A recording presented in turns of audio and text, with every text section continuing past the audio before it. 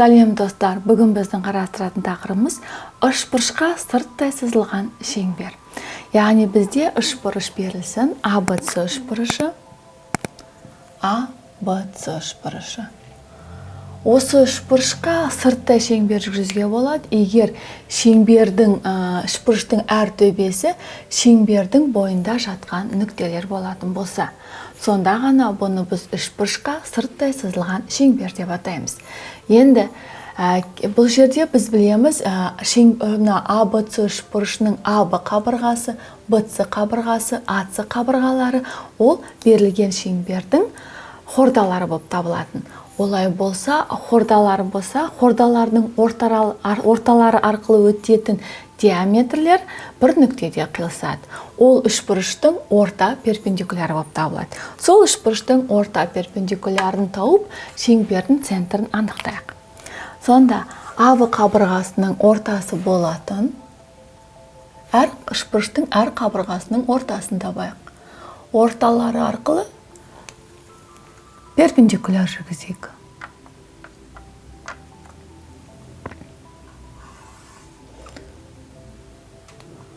Келесі қабырғасы арқылы, яғни орта перпендикуляр. Сонда үшбұрыштың орта перпендикулярлары бір нүктеде қиылысу керек. Орта перпендикулярлар. Сонда орта перпендикуляр қабырғаларын теңдей екіге бөледі. Сонда үшбұрыштың орта перпендикулярының қиылысу центрі ол шеңбердің центрі болып табылады екен, О нүктесі. Олай болса, бізде берілгеніміз шеңбер, центрі О нүктесі болатын, радиусы R болатын. Яғни әр үшбұрыштың төбелерімен берілген шеңбердің центрлерін қосатын болсақ, ол бізде шеңбердің радиусы болып табылады. Барлық радиустардың ұзындықтары тең. Сонда бізде берілген үшбұрышқа сырттай сызылған шеңбердің центрі осы үшбұрыштың қабырғаларының орта перпендикулярының қиылысу нүктесі шеңбердің центрі болып табылады екен. Енді біз екі шеңбердің екі жағында жатқан түзу шеңберлердің өзара орналасуын қарастырайық. Егер екі шеңбер екі нүктеде қиылысатын болса, онда оларды ортақ екі нүктесі бар деген сөз. Яғни А және Б нүктесінде қиылысады. Бұл екі шеңбер бір түзумен, яғни АВ түзумен салыстырғанда екі жағында орналасады. Енді бірінші шеңбердің центрі О1 болсын, радиусы R1-ға тең болсын. Ал екінші шеңбердің центрі О2, радиусы R2 болсын. Сонда О1 мен О-ны қосатын болсақ, бізде бірінші шеңбердің центрі, яғни берілгені бірінші шеңбер, центрі О1, радиусы R1-ға тең.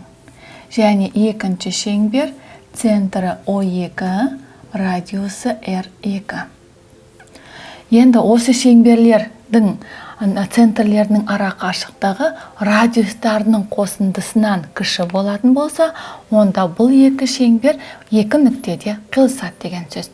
Сонда О1 мен О2, яғни центрлерінің ара қашықтығында кесінді кіші болса, R1 мен R2-ның қосындысынан. Яғни R1-дің ұзындығын көрсететін болсақ, R1 бірінші шеңбердің центрі мына ара қашықтыққа шейін, ал екінші шеңбердің радиусы мына ара қашықтыққа дейін. Сонда олардың шеңберлердің радиустерінің қосындысы үлкен центрлерінің ара қашықтығына деген сөз. Бұл дегеніміз екі шеңбер екі нүктеде қиылысатынын білдіреді. Келесі екінші жағдай. Егер бізде екі шеңбер берілген, бірінші шеңбердің центрі О1, радиусы R1-ге тең, екінші шеңбердің центрі О2, радиусы R2-ге тең. Яғни шартымыз өзгермейді.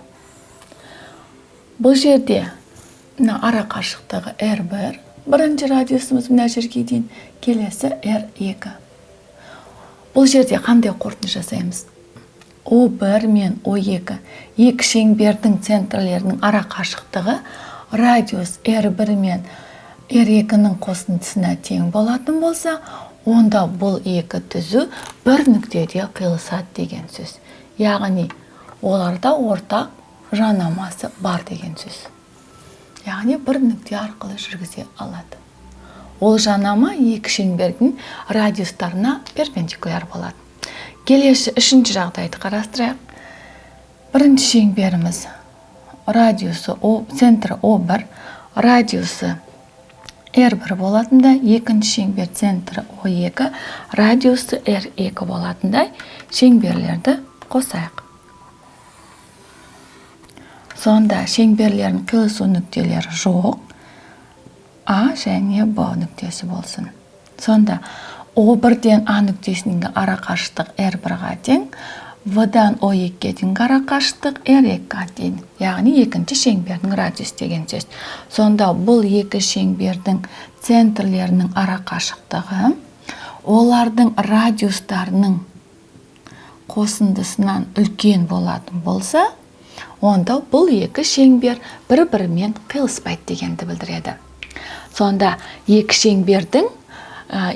шеңбердің бір түзумен салыстырғанда екі жағында жататын жағдайдың үш жағдайы бар. Бірінші, екі шеңбер екі нүктеде қиылысады, егер олардың центрлерінің ара қашықтығы радиустарының қосындысынан кіші болатын болса, екі нүктеде қиылысады. Ал егер екі шеңбердің центрлерінің ара қашықтығы осы шеңберлердің радиустерінің қосындысына тең болса, онда бұл екі шеңбер бір ғана нүктеде қиылысады деген сөз.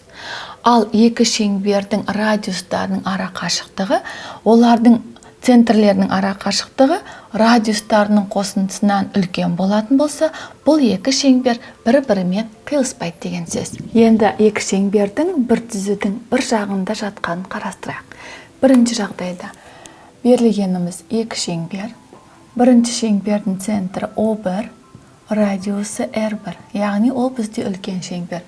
Центрі O1, радиусы R1-ге тең. Ал екінші шеңбер центрі O2, радиусы R2-ге тең. Яғни мұны екінші шеңбердің центрі O2. Енді осы екі шеңбердің центрлерінің ара қашықтығын олардың радиустерімен салыстырайық. Сонда осы екі шеңбердің ара қашықтығын жүргізейік. Және бірінші шеңбердің радиусы O1-ден мұны ара қашықтыққа дейін. O1, O2. Олай болса, екі шеңберде үлкен шеңбердің радиусы екі кіші шеңбердің радиусына үлкен екенін көріп тұрмыз. R1 үлкен R2-ден. Және олар мына нүктеде қиылысын бір А нүктесінде. Сонда R1 радиусымыз тең болады O1 А кесіндісіне, ал R2-міз тең болады O2-ден бастап А нүктесіне дейінгі ара қашықтықта. Олай болса, екі шеңбердің центрлерінің ара қашықтығы үлкен шеңбердің радиусынан кіші шеңбердің радиусын азайтқанда тең болатын болса, онда бұл екі шеңбер бір-бірімен бір нүктеде жанасады деген сөз. Осы А түзуіне қатысты олар шеңберлер осы А түзуге қатысты бір жағында орналасады. Бұндай жанасуды іштей жанасу деп атайды. Яғни бұл жерде шеңберлердің центрлерінің ара қашықтығы үлкен шеңбердің радиусынан кіші шеңбердің радиусын азайтқанға тең. Екінші жағдайды қарастырайық. Бұл жерде де бізге берілген екі шеңбер. Бірінші шеңбердің центрі O1, радиусы R1-ге тең. Яғни бірінші шеңбердің центрін анықтап алайық. Ол бізде O1. Ал екінші шеңбердің центрін біз анықтасақ, ол бізде мұны ара қашықтықта O2. Енді екінші шеңбер центрі O2, радиусы R2. Яғни үлкен шеңбердің радиусы үлкен болады кіші шеңбердің радиусынан. Енді осы жерде шеңберлердің ара қашықтығын қосайық және радиустарын салыстырайық. бірінші шеңбердің радиусы O1A, сонда R1-іміз тең O1A кесіндісіне. Ал екінші шеңбердің радиусы R2, ол O2-ден бастап, мына жерге дейін ара қашықтық V-ға тең. Сонда O2V. Енді шеңберлердің ара қашықтығын салыстырайық. O1 мен O2-ның ара қашықтығы үлкен радиустан, азайтсақ кіші радиусты, бәрібір радиустардың айырымы центрлердің ара қашықтығынан үлкен болатын болса, онда бұл екі шеңбер бір-бірімен қиылыспайды деген сөз. Яғни олар бір түзудің бір жағында жатады, бірақ бұл екі шеңбер бір-бірімен қиылыспайды. Үшінші жағдайды қарастырайық. Үшінші жағдайда шеңберлердің центрі ортақ, бірақ радиустар әртүрлі. Үлкен шеңбердің радиусы ол мұна А нүктесіне дейінге тең, ал екінші шеңбердікі O-ға дейін. Сонда бірінші шеңберіміз бізде O нүктесі және радиусы R1-ға тең. Ал екінші шеңбер центрі де O нүктесі, бірақ радиусы R2-ге тең. Сонда OA радиусымыз ол бізде R1, бірінші шеңбердің радиусы үлкен, ал OV ол кіші екінші шеңбердің радиусына тең. Бұндай шеңберлерді, яғни центрлері ортақ болатын, бірақ радиустары әртүрлі шеңберлерді концентрлі шеңберлер деп атайды. Яғни бұл жерде центрлерінің ара қашықтығы табылмайды, бірақ бұлар бір центрде, ортақ бір ғана центрі болғандықтан, бұлар концентрлі шеңберлер деп аталады. Біз сіздермен қарастырдық. Үшбұрышқа сырттай сызылған шеңбер және екі шеңберлердің өзара орналасуын. Келесі кездескенше сау болыңдар.